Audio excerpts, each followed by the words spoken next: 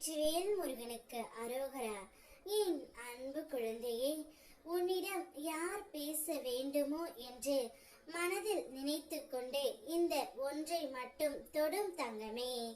நாளையே நீ நினைத்த அந்த நபரிடம் இருந்து உனக்கு நிச்சயம் அழைப்பு வரும்.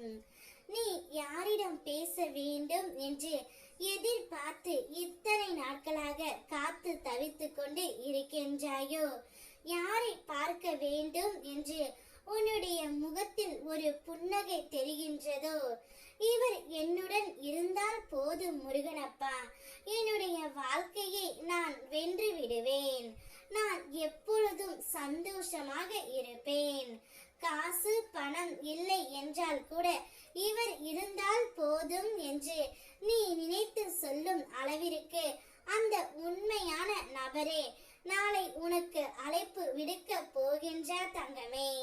அவர் என்னிடம் பேசினால் போதும், நான் அவரிடம் அனைத்தையும் எடுத்து உரைத்து என்னுடைய வாழ்க்கையை நான் சீரமைத்துக் கொள்வேன். நடந்த உண்மைகள் அனைவற்றையும் நான் அவரிடம் கூற வேண்டும். இப்படி பல யோசனைகள் உன்னுடைய மனதிற்குள் ஓடிக்கொண்டே இருக்கின்றது. நான் எப்பொழுது முருகனப்பா அவரை பார்ப்பேன், அவருடன் பேசுவேன் என்று நீ நினைத்து ஏங்கிய அந்த விஷயம் நடக்க போகின்றது தங்கமே. நீ எதிர்பார்த்த அந்த நபர் உனக்கு அழைப்பு விடுக்க போகின்றார். அந்த அழைப்பால் நீயும் உன்னுடைய குடும்பமும் சந்தோஷம் அடைய போகின்றீர்கள். நீ கவலைப்படுவது மட்டுமல்லாமல் உன் குடும்பத்தில் உள்ள அனைவருமே உன்னை நினைத்து கவலைப்படுகின்றார்கள். உன் குடும்பத்தை நினைத்து பார்க்கவே உனக்கும் கஷ்டமாக இருக்கின்றது. உன் குடும்பம் நீயும் அவரும் ஒன்றாக சேர்ந்து வாழ வேண்டும் என்று ஆசைப்பட்டு கொண்டு இருக்கின்றார்கள்.